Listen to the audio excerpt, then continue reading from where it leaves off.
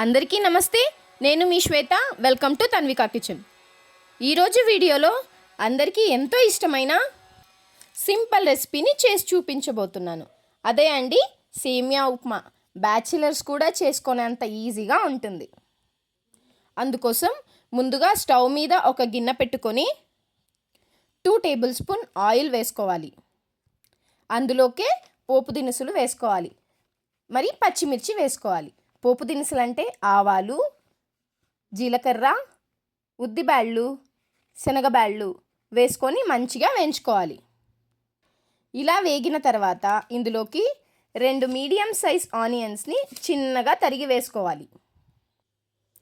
Onion త్వరగా వేగడానికి కాస్త ఉప్పు అవసరం అండి. కొద్దిగా ఉప్పు వేసుకుంటున్నాను. కొద్దిగా ఇలా కలుపుకోండి.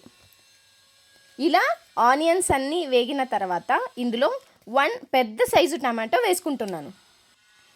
ఈ టమాటో ముక్కలు కూడా మంచిగా మగ్గనివ్వాలి.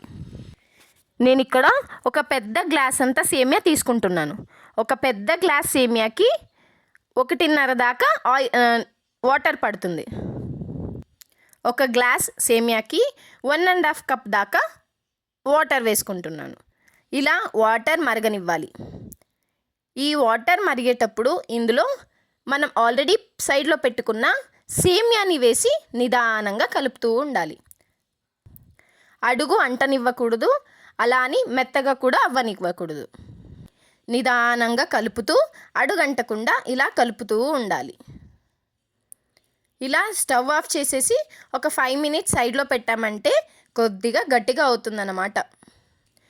ఇప్పుడు ఇందులో కొత్తిమీరతో గార్నిష్ చేసుకుంటే సేమియా ఉప్మా రెడీ అయిపోయినట్టే.